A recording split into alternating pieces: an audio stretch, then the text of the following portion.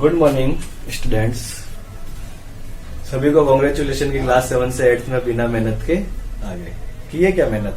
नहीं की है, मैंने पढ़ाया। साइंस तुमको मैंने पढ़ाई थी।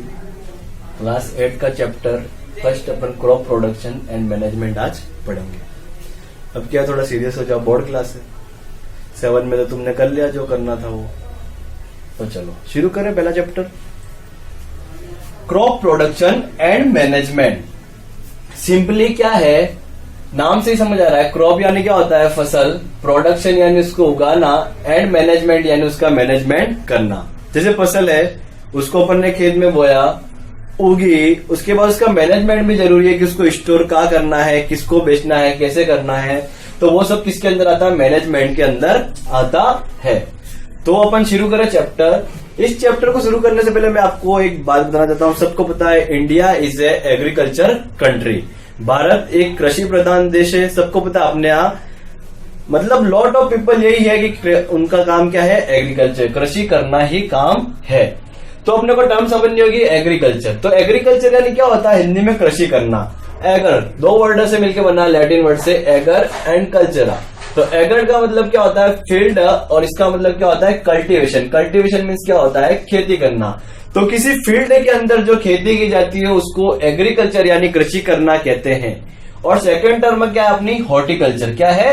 हॉर्टिकल्चर। तो हॉर्टिकल्चर क्या होता है? हॉर्टस मीन्स क्या होता है? गार्डन, और कल्टीवेशन, कल्चर मीन्स वही कल्टीवेशन। तो जो गार्डन यानी उद्यान के अंदर जो खेती की जाती है उसको क्या कहते हैं? अपन हॉर्टिकल्चर कहते हैं। तो क्या होता है हॉर्टिकल्चर में? क्या होता है? इसके अंदर तो क्रॉप्स आती है एग्रीकल्चर के अंदर। हॉर्टिकल्चर के अंदर क्या आती है? वेजिटेबल, फ्रूट्स, ऑर्नामेंटल प्लांट्स, वो सब किसके अंदर आते हैं? हॉर्टिकल्चर के अंदर आते हैं। तो एग्रीकल्चर और हॉर्टिकल्चर तुमको समझ में आया। अब अपना नेक्स्ट मेन टॉपिक है क्रॉप्स। क्रॉप्स क्या होता है? किसी प्लांट को अपन क्रॉप कह सकते हैं, किसी पौधे को क्रॉप्स कह सकते हैं? नहीं कह सकते। तो क्या होता है क्रॉप्स? तो क्रॉप्स क्या होता है? Plants of same kind that are grown and cultivated as a source of food in large land.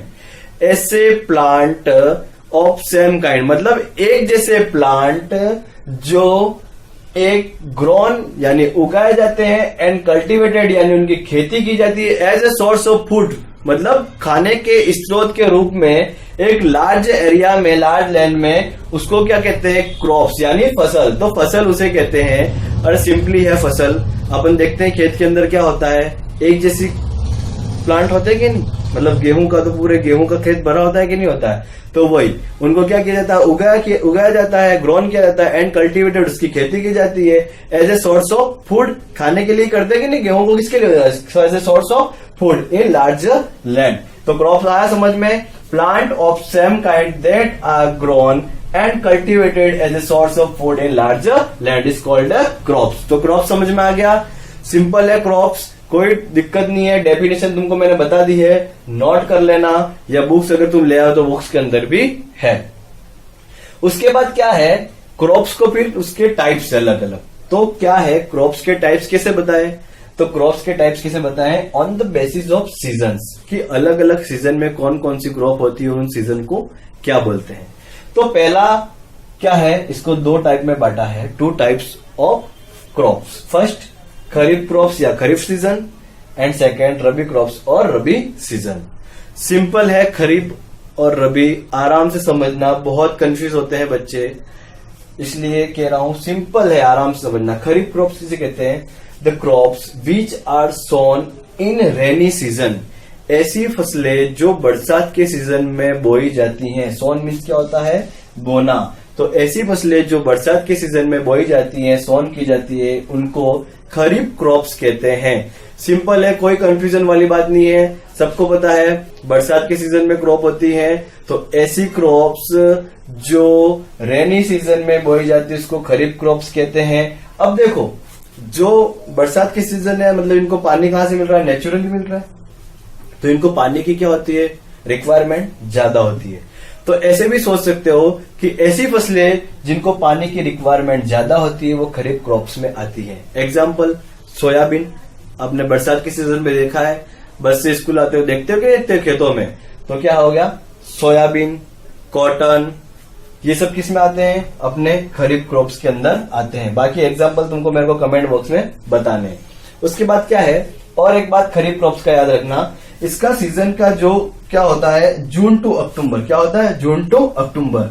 जून में इसको सोन किया जाता है और अक्टूबर में इसको हार्वेस्ट किया जाता है। जून जुलाई में जब बारिश होती है तब इसको सोन किया जाता है और अक्टूबर के आसपास, दिवाली के आसपास इसको काटा जाता है।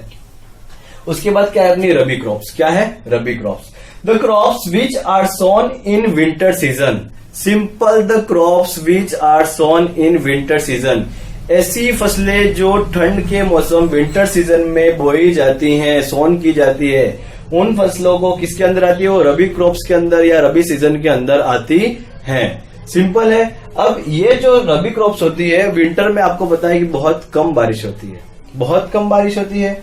तो ये क्या होता है, इनको इरिगेशन के जो अपने मेथड हैं, अलग अलग रेड चेट है, आपने छोटी क्लासों में पढ़ा है, कैनाल्स हैं, वेल्स हैं, इनके द्वारा इनको पानी दिया जाता है। तो ये कैसी होगी, कैसी क्रॉप्स होगी जिनको वाटर की रिक्वायरमेंट बहुत कम होती है। और कौन सी होती है? अभी आपने एक महीने पहले, एक डेढ़ महीने पहले देखा होगा खेतों में कौन सी फसलें थी, वीट, ग्राम, ये सब किसके अंदर आती है? रबी क्रॉप्स के अंदर आती हैं। तो खरीफ और रबी तुमको आराम से समझ में आया, बहुत सिंपल है। ऐसी फसलें जो रेनी सीजन में बोई जाती है वो खरीफ के अंदर आती है, और ये कट कब होती है, हार्वेस्ट कब की जाती है? अक्टूबर में। और रबी की क्रॉप्स कब होती है? अक्टूबर में बोई जाती है, सोन की जाती है, एंड मार्च या मार्च तक क्या होता है, इसको हार्वेस्ट किया जाता है। तो टाइप्स ऑफ क्रॉप समझ में आया।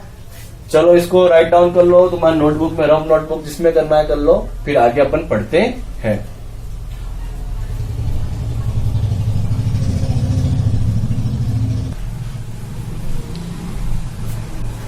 वहां तक पढ़ लिया अपन ने, टाइप्स ऑफ क्रॉप्स, खरीफ, रबी। अब क्या होता है, क्रॉप प्रोडक्शन के लिए क्या होता है, बहुत सारी प्रोसेस होती है। क्या होती है? बहुत सारी प्रोसेस होती है। तो basic agriculture practice of crop production की, इसके अंदर कौन कौन सी जो बेसिक है अपनी एग्रीकल्चर प्रैक्टिस क्रॉप प्रोडक्शन के लिए, वो अपने को पढ़ना है। तो कौन कौन सी, देखो इसमें 7 है अपने। सबसे पहला है प्रिपरेशन ऑफ सॉइल। मतलब क्या होता है, मिट्टी को तैयार करना। कैसे किया जाता है? अभी खेत में जाओगे आप समर सीजन में, तो आप देखते हो मिट्टी बिल्कुल हार्ड हो चुकी है।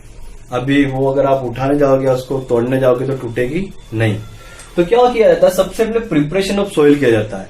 सोइल को तैयार करना पड़ता है कि भाई उसके अंदर सोविंग, उसके अंदर बीज बो सके। तो प्रिपरेशन के अंदर क्या कर सकते हैं, सबसे पहले उस सोइल को लूजनिंग किया जाता है, यानी ढीला किया जाता है, टर्न किया जाता है, उसके अंदर पानी पिलाया जाता है, तब जाके वो प्रिपेयर होती है। उसके अंदर मैन्यूर डाला जाता है स्टार्ट में। तो ये प्रिपरेशन ऑफ सॉइल। सेकंड क्या है, सोविंग। क्या है? सोविंग। सोविंग यानी समझ में, सोविंग ऑफ सीड, यानी बीज को बोना। क्या आ जाएगा? सोविंग ऑफ सीड, बीज को बोना। जैसे खरीफ सीजन है तो खरीफ सीजन में आपको खेत में अगर सोयाबीन बोनी है, मक्का बोना है, जो बोना है, तो उसको क्या आएंगे, सेकंड प्रोसेस क्या होती है अपनी, सोविंग ऑफ सीड, यानी बीज को बोना। उसके बाद क्या था, third, application of manure and fertilisers. देखो अपन ने सबसे पहले सॉइल तैयार कर ली, बीज बो दिया। उसके बाद क्या होता है, जो अपनी फसल होती है उसको रिक्वायरमेंट देती है न्यूट्रिशंस की। तो application of manure and fertilisers, तो अपन उसके अंदर क्या करते हैं, मैन्यूर्स और फर्टिलाइजर्स डालते हैं। पिछली क्लास में पढ़ा था अपन ने मैन्यूर्स और फर्टिलाइजर्स। तो मैन्यूर्स क्या होते हैं, जो गाय भैंस का गोबर होता है उससे जो खाद बनता है नेचुरल तरीके से, प्राकृतिक जो खाद होता है वो क्या होता है, मैन्यूर कहलाता है। और फर्टिलाइजर्स क्या होता है, जो खाद अपने फैक्ट्रीज या केमिकल फैक्ट्रीज या केमिकल्स के द्वारा प्रोड्यूस किया जाता है उसको फर्टिलाइजर्स कहते हैं। तो application of manures and fertilisers क्या करते हैं, क्रॉप्स जो होती है, अपनी फसल होती है, उसको न्यूट्रिशन प्रोवाइड करते हैं जिससे वो अच्छी ग्रो हो सके, और जो उसके अंदर बैक्टीरिया या कुछ इंसेक्ट है जो उसको खराब कर रहे हैं वो क्या होते हैं, उससे मर जाते हैं। लेकिन देखो फर्टिलाइजर्स का अधिक यूज होने के भी, अगर ज्यादा यूज करेंगे फर्टिलाइजर्स को तो भी प्रॉब्लम है। क्या प्रॉब्लम है वो अपन जब डिटेल पढ़ेंगे फर्टिलाइजर्स और मैन्यूर को, तो वहां तुमको मैं समझाऊंगा। जितने में तुम सोचना क्या नुकसान है, तुम भी कुछ सोच लिया करो। वीडिंग, पांचवा क्या है, वीडिंग। वीडिंग क्या होता है, आपने देखे खेत में फसलें, उन फसलों के आसपास क्या होते हैं, ऐसे प्लांट उग जाते हैं जिनको अपन ग्रो नहीं करते, वो ऑटोमेटिकली उग जाते हैं। उनको क्या कहते हैं अपन, वीड, यानी हिंदी में क्या बोलते हैं उनको, जंगली पौधे। अपन कहते हैं ना जंगली घास, वो क्या होते हैं, जंगली पौधे। तो तो वीडिंग यानी क्या होता है, प्लॉ या कई और डिवाइस के द्वारा या फिर डायरेक्ट हैंड के थ्रू उनको क्या होता है, निकाला जाता है, यानी उनको उखाड़ के फेंक दिया जाता है। तो वो क्या कहलाता है, वीडिंग। क्या कहलाता है, वीडिंग। उसके बाद उसके पहले अपने एक पॉइंट था, फोर्थ पॉइंट बोल के इरिगेशन। सबको पता है 5th 6th 7th सब में तुमने पढ़ा इरिगेशन क्या होता है, सिंचाई करना। क्या होता है, सिंचाई करना, सबको पता है। इरिगेशन के मेथड कौन कौन से हैं, canal, tubewells, motor pump, well, रेडचेट, राहत, जिसको राहत सिस्टम बोलते हैं अपन, जो प्राचीन समय में काम, एशियन टाइम में काम आता था। तो इरिगेशन यानी पहले फसल को पानी पिला दिया, पानी पिलाने के बाद क्या होता है, जंगली पौधे ऑटोमेटिक ग्रो हो जाते हैं, उनको हटाना। और उसके बाद क्या होता है, harvesting, threshing and winnowing. Harvesting मतलब क्या होता है, कटाई, फसल की कटाई करना। हार्वेस्टर सबने देखा है, खेतों में आता है, तो क्या करता है, फसल की कटाई करता है। उसके बाद थ्रेसिंग, थ्रेशर मशीन सबने देखा है। थ्रेसिंग के अंदर क्या होता है, जो अनवांटेड पार्ट होता है सीड के अंदर, जो अपनी क्रॉप्स होती है, जो फसल आती है उसके अंदर जो अनवांटेड पार्ट होता है, जैसे हस्क, तो उसको सीड से अलग कर देता है। एक पार्ट में हस्कडी और एक पार्ट में सीड, तो दोनों अलग अलग हो जाते हैं। और विनोविंग क्या होता है, ये भी वही मेथड है, जहाँ क्या होता है, तुमने देखा होगा विलेज में जो महिला होती है वो ऐसे क्रॉप्स, जो फसल रहती है उसको लेके खड़ी रहती है, और जहाँ से फैन चलता है या हवा आती है तो क्या होता है, हस्क वाला पार्ट अलग हो जाता है और क्रॉप वाला पार्ट सीधे, क्योंकि वो भारी होता है तो नीचे गिर जाता है। तो वो प्रोसेस क्या कहलाती है, विनोविंग कहलाती है। और लास्ट क्या अपना स्टोरेज। सबको पता है स्टोरेज सिंपल है, क्या करना, उस फसल को काट ली, खेत में तो रखोगे नहीं, कभी बारिश भी आ जाए, कोई भरोसा है क्या, या कोई ले जाए, तो उसको क्या करना रहता है, सही जगह स्टोरेज उसका करना रहता है। गवर्नमेंट को भेजना है तो FCI के अंदर भेजना, वो सब प्रोसेस किसके अंदर आती है, स्टोरेज के अंदर आती है। तो basic agriculture practice of crop protection तुमने समझा, बिल्कुल सिंपल है। ये 7 पॉइंट ही अपने को डिटेल में पढ़ने चैप्टर में, बाकी कुछ नहीं है और इजीली समझ में आ जाएगा। अब क्या है, पहला पॉइंट लेते हैं प्रिपरेशन ऑफ सॉइल, कि सॉइल को तैयार कैसे करें, प्रिपरेशन ऑफ सॉइल। तो सबसे पहले प्रोसेस क्या है, टिलिंग और प्लेइंग। टिलिंग और प्लेइंग का मतलब क्या होता है, जोतना। क्या होता है, जोतना। कहते हैं ना खेत की जुताई हो रही है, तो स्टार्टिंग जो प्रोसेस होती है वो कौन सी होती है, tilling and playing. The process of loosening and turning of soil, जो जिस प्रक्रिया में क्या होता है, मिट्टी को अपन लूजनिंग यानी ढीला किया जाता है, और टर्निंग यानी क्या होता है, उसको घुमाया जाता है, ऊपर वाला पार्ट नीचे जाता है और नीचे वाला ऊपर जाता है। उस प्रोसेस को क्या कहते हैं, टिलिंग और playing. The process of loosening and tilling of soil is called tilling और प्लेइंग। तो आया समझ में, टिलिंग और प्लेइंग क्या होता है, मिट्टी को ढीला करना, और टर्न करना क्या करता है, टिलिंग और प्लेइंग। अब नेक्स्ट अपनी टर्म है प्लॉ। क्या होता है प्लॉ, मीन्स हल। क्या होता है, हल।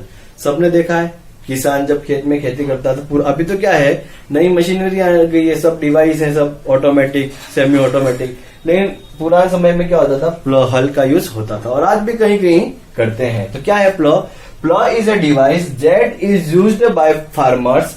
प्लॉ एक डिवाइस है, हल है, हल एक डिवाइस है, वो क्या होता है, फार्मर्स के द्वारा यूज किया जाएगा फॉर डिफरेंट पर्पस, अलग अलग कार्य के लिए, such as adding of fertilisers, tilling, loosening of soil. आया समझ में, प्लॉ क्या है, plough is a device that is used by farmers for different purpose as adding of fertilisers, tilling, loosening of soil. तो आया समझ में। और उसके बाद क्या है सेकंड इसका, it is also used to removing weed. जो वीड मैंने तुमको बताया था, जंगली पौधे होते हैं, उनको रिमूव करने के लिए भी प्लॉ काम आता है। तो आज के लिए इतना बहुत है। नेक्स्ट चैप्टर में फिर अपन प्रिपरेशन ऑफ सॉइल के 2 पॉइंट बाकी है वो बताएंगे, उसके बाद sowing of seed, application of manure, weeding, और इन सबको डिटेल में पढ़ेंगे। तो इस वीडियो को अधिक से अधिक लाइक, शेयर और सब्सक्राइब कीजिए।